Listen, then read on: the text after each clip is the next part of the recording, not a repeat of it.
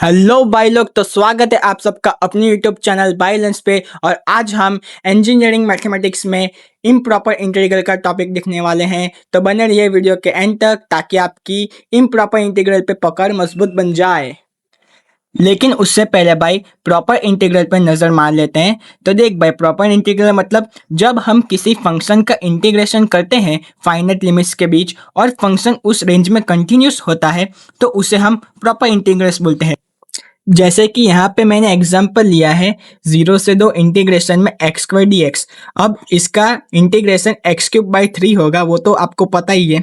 अब यहाँ पे दोनों लिमिट्स फाइनाइट है, 0 और 2 दोनों लिमिट्स यहाँ पे फाइनाइट है और जो एक्स स्क्वायर का फंक्शन है वो भी कंटिन्यूस है। मतलब भाई लोग ये एक प्रॉपर इंटीग्रल है। अब यहाँ पे दूसरा एग्जाम्पल भी मैंने लिया है इंटीग्रेशन में 1 से 3 1/x dx। तो उसका इंटीग्रेशन इस तरह से होगा। तो इसका आंसर ln 3 आएगा। मतलब हमें फाइनाइट वैल्यूज मिल रही है, मतलब ये एक प्रॉपर इंटीग्रल है। अब भाई कभी कभी इंटीग्रेशन में इन्फिनिटी या डिसकंटिन्यूटी आ जाती है। ऐसे केस में इंटीग्रल इम्प्रॉपर इंटीग्रल बन जाता है। मतलब नॉर्मल फॉर्मूला से काम नहीं चलेगा, हमें लिमिट लगानी पड़ती है।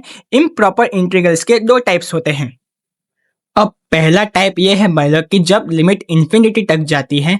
जैसे कि यहाँ पे मैंने एग्जांपल लिया है इंटीग्रेशन में 1 से ∞ 1/x² dx। अब यहाँ पे ऊपर की लिमिट है वो इन्फिनिटी तक जा रही है, मतलब उसकी जगह हमें कोई वेरिएबल लेना पड़ेगा। जैसे कि यहाँ पे हमने b वेरिएबल चूज किया है इसके लिए। तो limit b tends to infinite 1 से b 1/x² dx। अब जो इंटीग्रेशन के स्टेप हैं वो यहाँ पे सेम रहने वाले हैं, बस लास्ट में जहाँ पे हम आ रहे हैं लास्ट के स्टेप में limit b tends to infinity -1/b+1, वहाँ पे हम अगर b की वैल्यू इन्फिनिटी रखेंगे तो वो जो स्टेप है वहाँ पे 0 हो जाएगा और हमें 1 आंसर मिलेगा। तो रिजल्ट फाइनाइट आया, मतलब ये कन्वर्जेंट इंटीग्रल है। और हाँ भाई लोग, कन्वर्जेंट और डाइवर्जेंट इंटीग्रल आगे के वीडियो में कवर किया है। तो आपके मन में जो शंका उत्पन्न हो रही है कृपया उसे शांत करें। आप भाई के साथ सीख रहे हैं, मैं आपको सब कुछ बता दूंगा।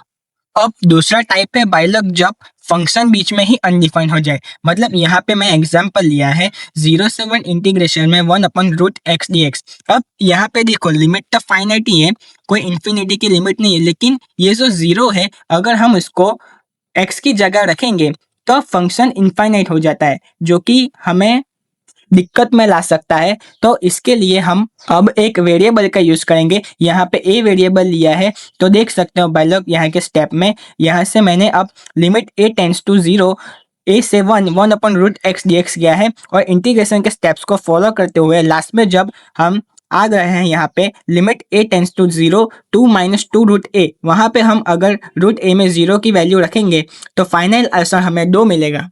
अब यहाँ रिजल्ट फाइनाइट आया तो ये भी कन्वर्जेंट है। अब आखिर में भाई सवाल आता है कि ये कन्वर्जेंट और डाइवर्जेंट है क्या। तो सिंपल रूल याद रख भाई, अगर लिमिट का आंसर फाइनाइट आए तो ये कन्वर्जेंट इंटीग्रल है, और अगर आंसर इनफाइनाइट या अनडिफाइंड आए तो ये डाइवर्जेंट इंटीग्रल है। बस इतना ही है। अब यहाँ पे मैंने एग्जाम्पल लिया है, देख जैसे कि कन्वर्जेंट इंटीग्रल में मैंने एग्जांपल लिया है 1 से ∞ 1/x²dx। तो आप इसको सॉल्व करेंगे तो आपका आंसर 1 आएगा, मतलब ये एक फाइनाइट वैल्यू है, तो इसको हम कन्वर्जेंट इंटीग्रल बोलेंगे। और डाइवर्जेंट इंटीग्रल में मैंने एग्जांपल लिया है 1 से ∞ 1/x dx। अब यहाँ से आप सॉल्व करोगे तो आपको आंसर इन्फिनिटी प्राप्त होगा, मतलब ये वैल्यू अनडिफाइंड है, तो इसे हम डाइवर्जेंट इंटीग्रल बोलेंगे। बस भाई लोग इतना ही है। तो भाई लोग ये था इम्प्रॉपर इंटीग्रल का सिंपल एक्सप्लेनेशन। अब चलते हैं पावर पॉइंट के स्लाइड पर और वहाँ पे एग्जांपल समझते हैं। अब भाई सबसे पहले स्लाइड की इंट्रो देख लेते हैं। तो यहाँ पे इम्प्रॉपर इंटीग्रल्स की मैंने स्लाइड बनाई है आप लोगों के लिए, तो आगे बढ़ते हैं। तो ये है हमारा अब पहला एग्जांपल इम्प्रॉपर इंटीग्रल का फर्स्ट काइंड का। अब यहाँ पे सबसे पहला स्टेप है कि हमारी अपर लिमिट जो है 1/x² + 1 dx की वो इन्फिनिट है। तो सबसे पहले हमको उसको एक वेरिएबल के रूप में लिखना पड़ेगा ताकि हम आगे बढ़ सके। तो देख सकते हो भाई लोग यहाँ पे limit b tends to infinite 0 to b 1/x² + 1 dx आ गया है। अब भाई लोग यहाँ पे हम को पता है कि tan इनवर्स x का डेरिवेटिव होता है 1/1 प्लस एक्स स्क्वायर। तो यहाँ पे 1/1 प्लस एक्स स्क्वायर का हमें इंटीग्रेशन निकालना है, तो वो tan इनवर्स x होगा। तो फिर होगा limit b tends to infinite tan inverse x, upper limit होगी b और लोअर लिमिट होगी 0। अब आगे बढ़ते हुए limit b tends to infinite tan inverse b minus tan inverse 0, upper limit minus lower limit जो संकलन में यानी इंटीग्रेशन में होता है। अब limit b tends to infinite tan inverse b, tan inverse 0 तो 0 ही होता है, वो तो आपको पता ही है। अब यहाँ पे limit b tends to infinite tan inverse b is equal to π/2। अब यहाँ पे हम b की जगह इन्फिनिटी की वैल्यू रखेंगे तो tan इनवर्स इन्फिनिटी हमें मिलेगा π/2। तो यहाँ पे जो हमारा इंटीग्रल है वो कन्वर्जेंट है, अब इसकी वैल्यू है π/2। तो भाई लोग यहाँ पे मैंने दूसरा एग्जाम्पल ले लिया है 0 से infinite dx by 1 plus x square into 1 plus tan inverse x। अब भाई लोग वीडियो को पॉज करके आप सोचिए कि यहाँ पे कौन सी मेथड अप्लाई होगी। आई होप कि आपने सोच लिया होगा। अब चलते हैं सॉल्यूशन की तरफ। तो देख भाई यहाँ पे सब्स्टिट्यूशन मेथड का इस्तेमाल होगा, मतलब यहाँ पे हम 1 प्लस tan इनवर्स x को t के रूप में एज्यूम करेंगे। अब उसका डेरिवेटिव निकालेंगे तो dt इज इक्वल टू हमें मिलेगा 1/1 प्लस एक्स स्क्वायर dx। अब जब वेरिएबल चेंज हो गया है तो उसकी वैल्यू भी चेंज होगी। देखो तब यहाँ पे x is equal to lower limit में 0 था, तो t is equal to 1 plus tan inverse x की जगह 0 रखेंगे तो tan इनवर्स 0 0 होता है, तो t की वैल्यू हमें 1 मिलेगी लोअर लिमिट के लिए। और जब x इन्फिनिट है यानी कि अपर लिमिट इन्फिनिट है, वहाँ पे हम 1 प्लस tan इनवर्स इन्फिनिट रखेंगे तो इन्फिनिट की वैल्यू आएगी tan की π/2 को तो हमारी अपर वैल्यू हमें π/2 मिलेगी। यानी अब हमारा इंटीग्रल बन चुका है लोअर लिमिट 1 से 1 प्लस π/2 dt/t। अब आपको log t और ln t का डेरिवेटिव तो पता ही है, जैसे कि यहाँ पे हम देख सकते हैं 1/t होता है, तो यहाँ पे 1/t हमें दिया है तो इसका इंटीग्रेशन होगा ln t, upper limit 1 plus π/2 और लोअर लिमिट 1। अब upper limit minus lower limit करेंगे तो ln 1 प्लस π/2 माइनस ln 1 तो 0 होता है, मतलब हमारा फाइनल आंसर है ln 1 प्लस π/2। अब भाई लोग यहाँ पे मैंने सेकंड काइंड का भी एक एग्जांपल लिया है, तो आप देख सकते हैं कि यहाँ पे एक फंक्शन है 0 से 3 dx बाई √3 माइनस एक्स। अब आप यहाँ पे देख सकते हो कि यहाँ पे दोनों में से अपर या लोअर कोई भी लिमिट इन्फिनिट नहीं है, लेकिन फिर भी हम इसे इम्प्रॉपर क्यों करें, क्योंकि यहाँ पर x इज इक्वल टू 3 पे वैल्यू इन्फाइनाइट बन जाती है। यानी हम x की जगह 3 रखेंगे तो हमारा जो डिनोमिनेटर है वो 0 बन जाएगा और आंसर हमें इन्फिनिटी में मिलेगा। तो फिर से हम वही स्टेप रिपीट कर रहे हैं जो करते आए हैं। यहाँ पे हम 3 की वैल्यू को एक वेरिएबल के रूप में एज्यूम करेंगे। सपोज यहाँ पे हमने t ले लिया है और देख सकता हूँ यहाँ पे कि लिमिट t टेंस टू 3 0 से t dx by √3 minus x. अब यहाँ पे बाई लोग फिर से सब्स्टिट्यूट मेथड का इस्तेमाल करेंगे।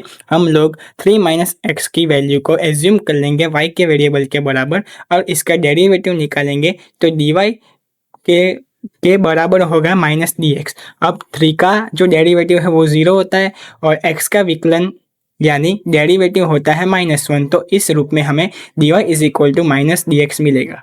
अब फिर से जब वेरिएबल बदलता है तो उसकी वैल्यू भी बदलती है, यानी x की वैल्यू लोअर लिमिट में 0 थी तो y की उसकी वैल्यू लोअर लिमिट में 3 हो जाएगी, क्योंकि अगर हम यहाँ पे x की जगह 0 रखेंगे तो 3 माइनस 0 यानी 3 और x की वैल्यू जब t थी तब तो y की वैल्यू हो जाएगी अपर लिमिट में 3 माइनस t। तो अब इंटीग्रल बन चुका है x इज इक्वल टू 0 से x is equal to t से y इज इक्वल टू 3 और y is equal to 3 minus t में कन्वर्ट हो गया है और यहाँ पे dx के बराबर माइनस dy और 3 माइनस एक्स के बराबर y हो चुका है। अब यहाँ पे हमारा इंटीग्रल है वो नेगेटिव में दिख रहा है, तो हम इसकी लिमिट को अगर इंटरचेंज कर देंगे तो यहाँ पे हमारा इंटीग्रल पॉजिटिव बन चुका है। अब इसका सिंपल इंटीग्रेशन करेंगे तो 1/√y का इंटीग्रेशन होता है 2√y और अपर लिमिट है यहाँ पे 3 और लोअर लिमिट है यहाँ पे 3 माइनस t। अब वापस से वही अपर limit minus lower limit 2√3 minus 2√3 minus t। अब वापस से t की वैल्यू 3 रख देंगे तो हमारा फाइनल आंसर बन चुका है 2√3। तो हमारा ये इंटीग्रल भी अब कन्वर्ज हो चुका है। अब मैंने यहाँ पे आपके प्रैक्टिस के लिए 2 एक्स्ट्रा क्वेश्चन रखे हैं। एक क्वेश्चन है फर्स्ट काइंड का और दूसरा क्वेश्चन है सेकंड काइंड का। तो आप लोग इसको ज़रूर से ट्राई करना। आई होप कि आप लोग मेरी बात मानोगे। अब यहाँ पे आपने लगभग 10 मिनट स्पेंड किया है, तो थोड़ा और सही और इम्प्रॉपर इंटीग्रल के 2 काइंड्स पे आपकी पकड़ मजबूत बना ले। तो भाई लोग, अगर इम्प्रॉपर इंटीग्रल का कॉन्सेप्ट आपको समझ में आया तो इस वीडियो को लाइक करिए, अपने दोस्तों के साथ शेयर करिए, सब्सक्राइब करिए चैनल को। अगर आपकी इच्छा हो तो कमेंट में ये जो 2 मैंने क्वेश्चन दिए हैं उसका आंसर भी आप लोग दे सकते हो। तो तब तक के लिए बने रहिए बाइलेंस के साथ, ऐसे ही और इंटरेस्टिंग वीडियोस के लिए। तब तक के लिए मिलते हैं भाई लोग। सीखते रहो और मस्ती करते रहो और क्या ही बोलूं, अब चलो मैं भी चलता हूँ। बाय बाय भाई लोग।